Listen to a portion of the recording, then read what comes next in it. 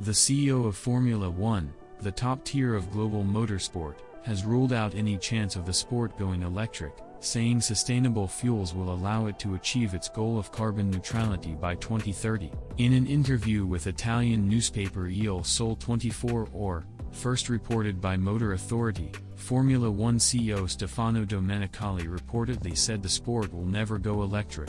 Instead, Formula One will reduce its on-track emissions by mandating sustainable fuels for the race cars. At present, all Formula One cars run on E10 fuel, comprised of 90% fossil fuels and 10% ethanol, similar to what you can get at your local petrol station, though the racing fuels are manufactured to a much higher standard.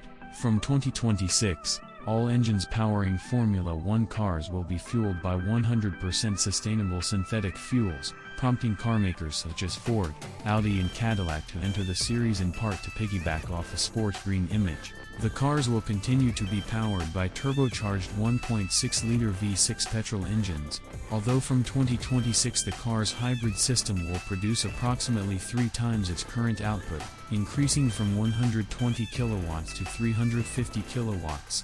Despite Formula One's push to go green over the past decade, and being an early adopter of hybrid technology in global motor racing, it has not been as quick to adopt sustainable fuels as other motorsport series. Formula E, a championship for electric open-wheel race cars, started in 2014 months after Formula One moved to V6 hybrid engines, attracting more than a dozen manufacturers across the last decade.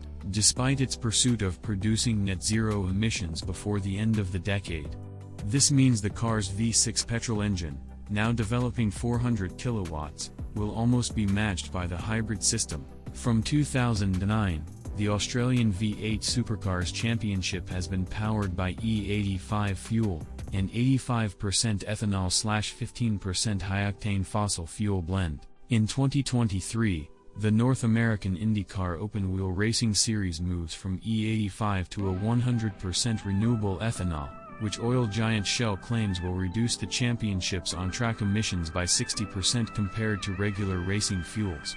This year, the new generation of supercars, known as Gen 3- will run on E75 fuel, which is 75% ethanol and a 25% mix of fossil and sustainable fuels.